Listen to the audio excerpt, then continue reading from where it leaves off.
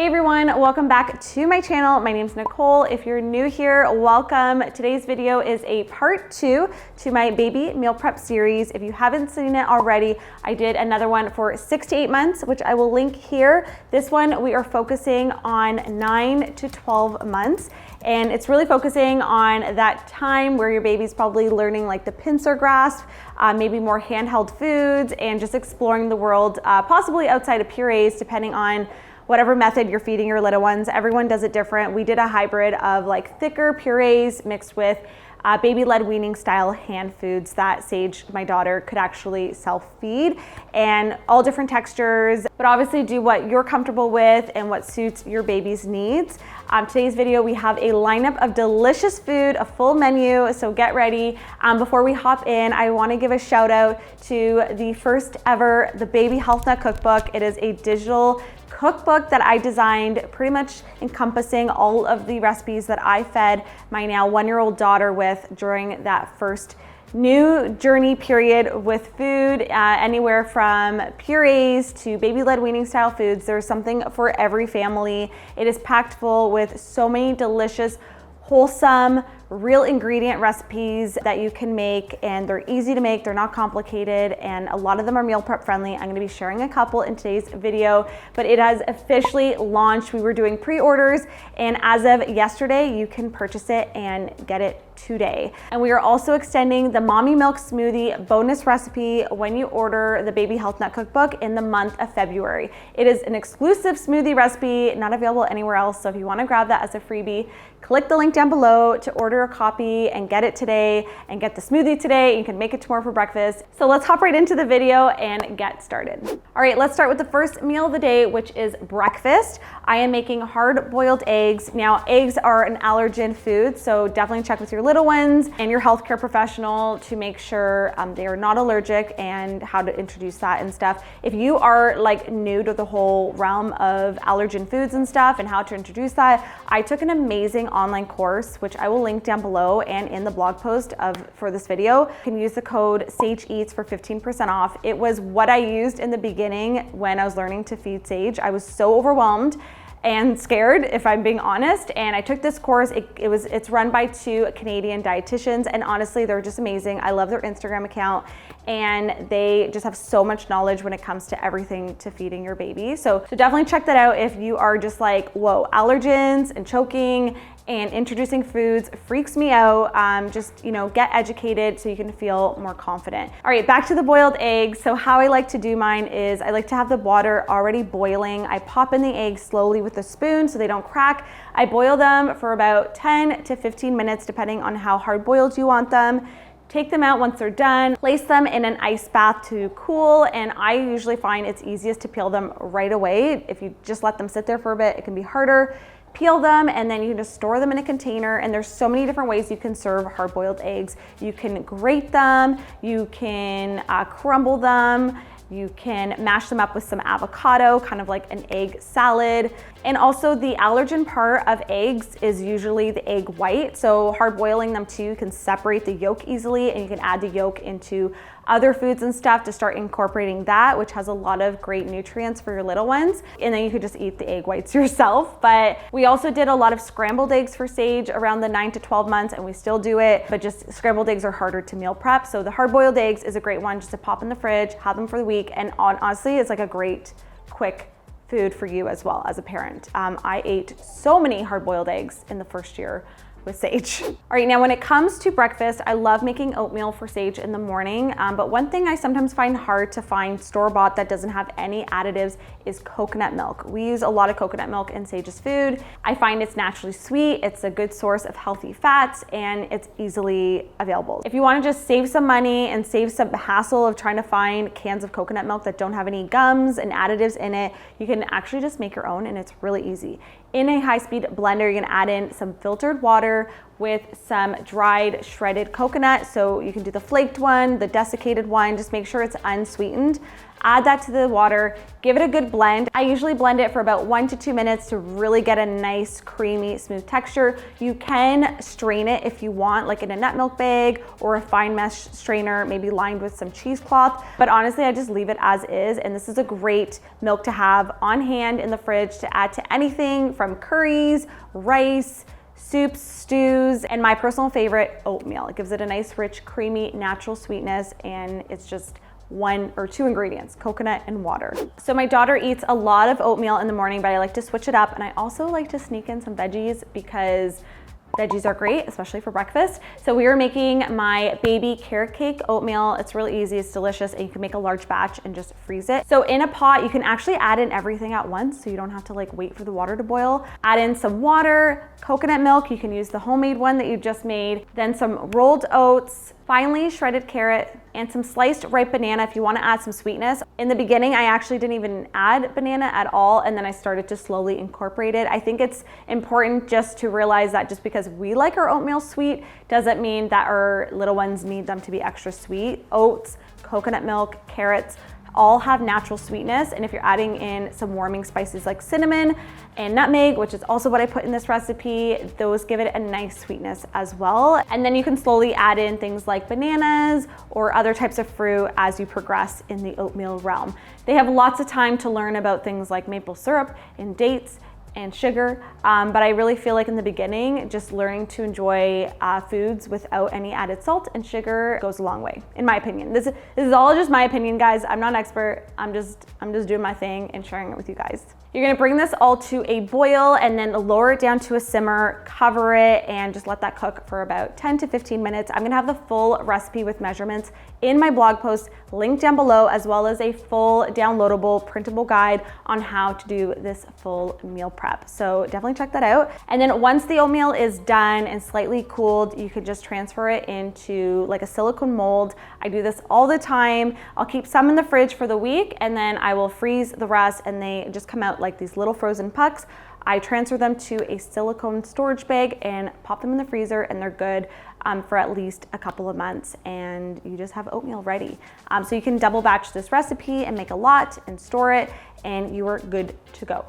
Frozen oatmeal will save your mornings. Now for mains, we are starting off with one of Sage's favorites of all time. It is my beef and lentil bolognese. This is actually a recipe from the Baby HealthNut cookbook, and it is just a really great way to get lots of veggies and nutrients into your little one's meals. I love this recipe because it packs so much flavor, and it's also customizable. You can have it on pasta, you can have it as is, like a chili with some chopped avocado. You can make a shepherd's pie with it with some mashed potato on top. Like, the options are endless, and it is so flavorful. I feel like when it comes to baby food, you often think of simple and bland flavors, and if you want to create an adventurous eater, you got to get the flavor in there. And this bolognese sauce has so much flavor. Every time I make it, I'm like, I want to have this for dinner, and we often do. It's great for the whole family, which I love. And as a little bonus for watching this video, I'm actually going to be giving you guys the recipe for this bolognese sauce, and I know you guys are going to love it. A little sneak peek of the recipes that are in the cookbook.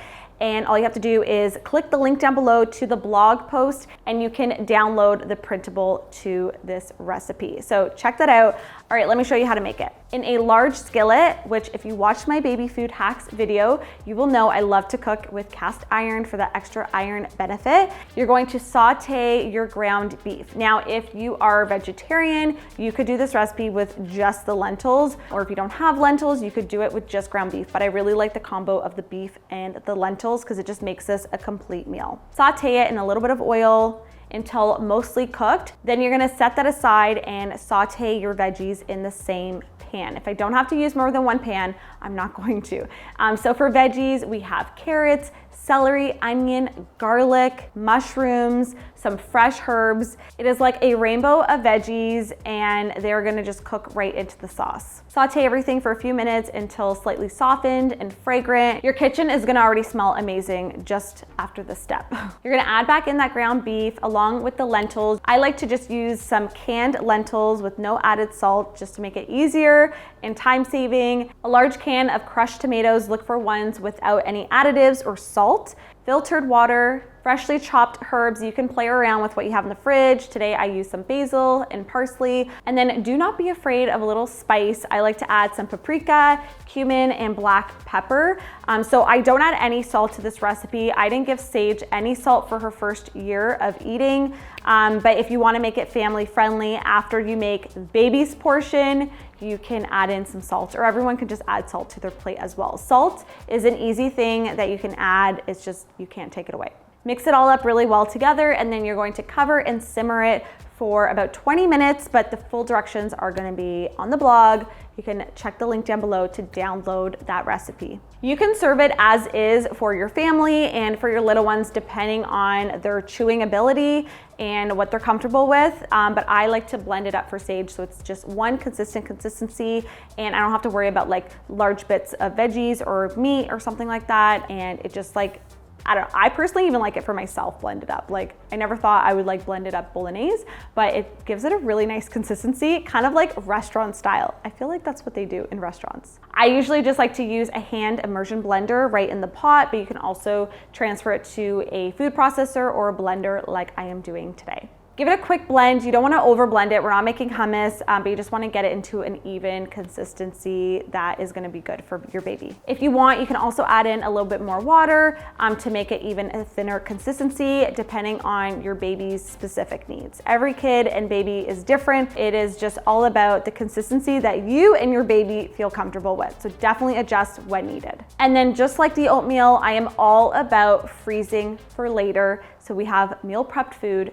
ready to go in the freezer. So I got my ice cream scoop, my favorite kitchen tool. I'm gonna portion it out into one of these silicone molds. I'm gonna link all the tools I use in the blog post, so definitely check that out. The nice thing too about portioning it out, you can kind of figure out how much your little one is eating at every mealtime, so you're not wasting food. Because once you reheat food, you can't actually reheat it again. So I know certain foods, Sage will eat 1 puck or Sage will eat 2 pucks, and it just makes it really easy for measuring. All right, next we are making my famous leek and potato soup. This recipe is actually from the HealthNut cookbook, my other cookbook for adults, although your kids could eat from it too, I'm sure. This is actually Matt's favorite soup recipe, and he's not even a soup guy. But what I love about it for babies is that it is full of flavor. It has onion, leek, garlic, potato, and it's just already a creamy soup. So it's baby friendly. I like to do a couple of small tweaks to make it even more baby friendly and more nutrient dense. In a large pot, you're going to warm up some oil and saute your onion, leek,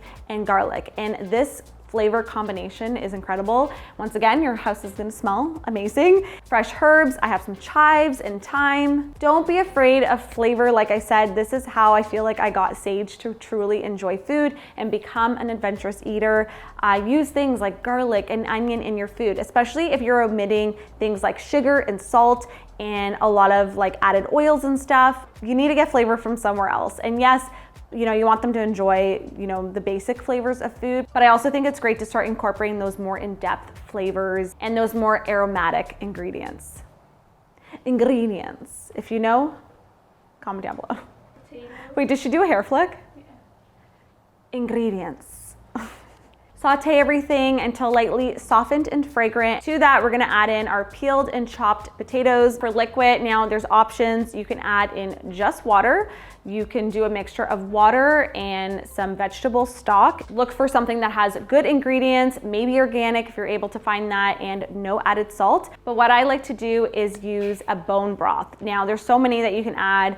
Today I did a turkey bone broth because that's what was at my grocery store. Beef bone broth, chicken bone broth is what I usually like to use, and it adds in so much nutrients. It adds in more healthy fats and collagen, and it just boosts this soup, which is mainly onion, garlic, and potato, and just gives it a little bit more oomph.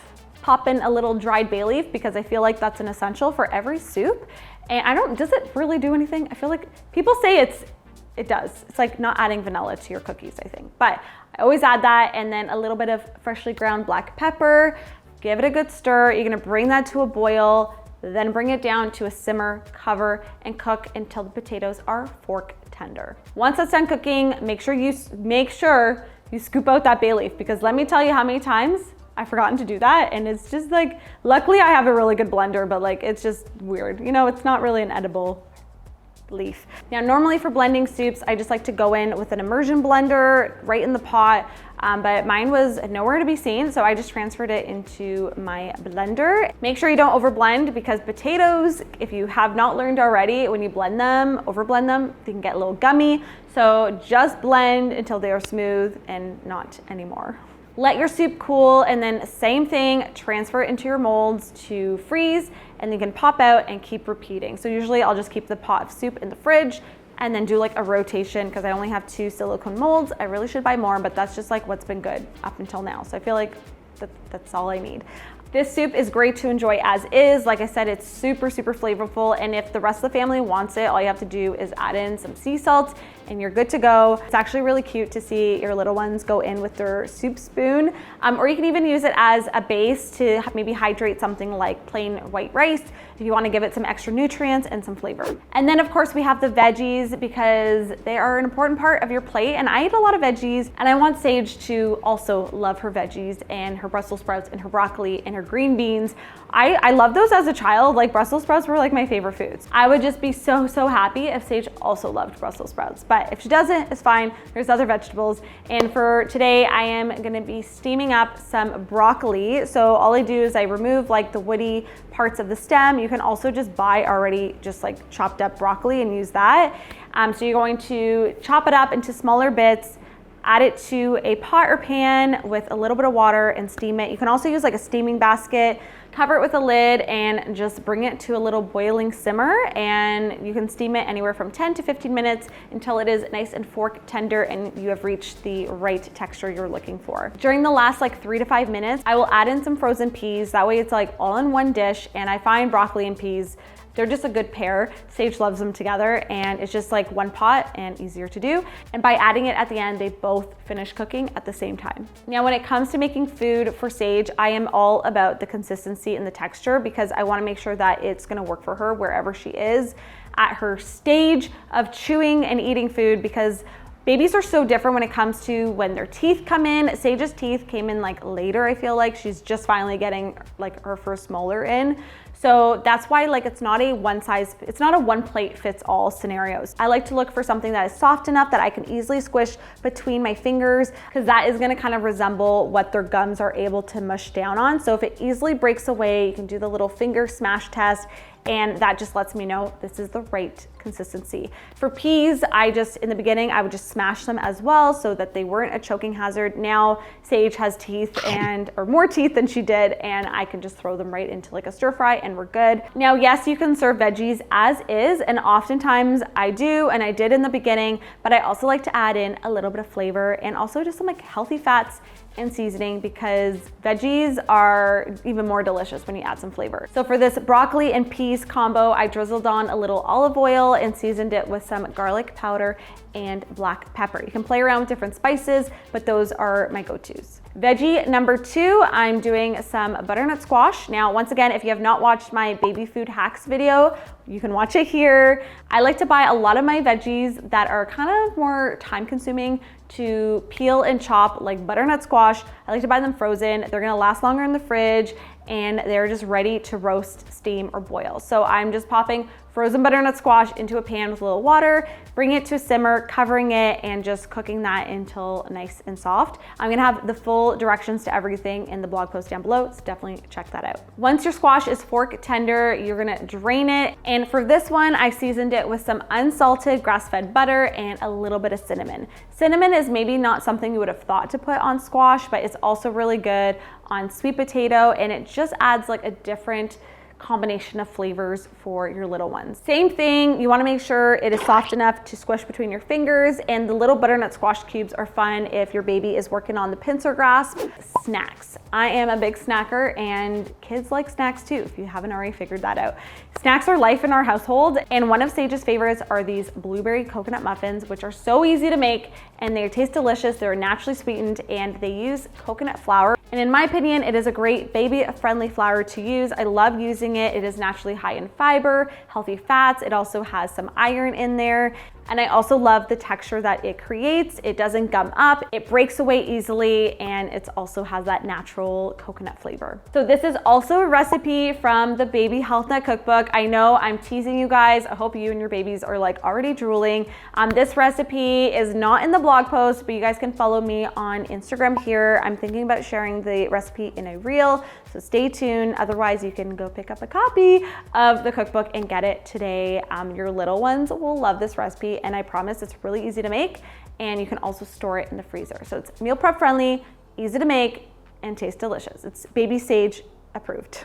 In a large mixing bowl, you're gonna start off by mashing up some ripe bananas. The riper, the better, because they're gonna have that really nice natural sweetness. And then you're going to crack in some eggs, your oil, a splash of vanilla extract. Make sure you're getting the pure, the good stuff. Don't get the artificial one. Whisk it up until smooth, and then you're gonna add in your dry ingredients. I like to add everything in one bowl, once again, to make things much, much easier and less dishes. Mix your dry and wet ingredients together until smooth. Don't overmix, and then you can add in your frozen blueberries. You can also add in like frozen raspberries. When they're older, you could do chocolate chips. We're not at that stage yet. We're sticking with the fruit. You can also just do it as just banana. It's really customizable based on what you have in your kitchen. And then you guessed it, we're getting that good old cookie scoop. I'm telling you, if you don't have one in your kitchen, it will change your life. I use it every day. I'm using it to evenly scoop batter into a lined mini muffin baking tray. You want the mini ones because it's just easy to portion it out, and that way they're not just like stuffing their face into a large muffin and then like half of it goes to waste.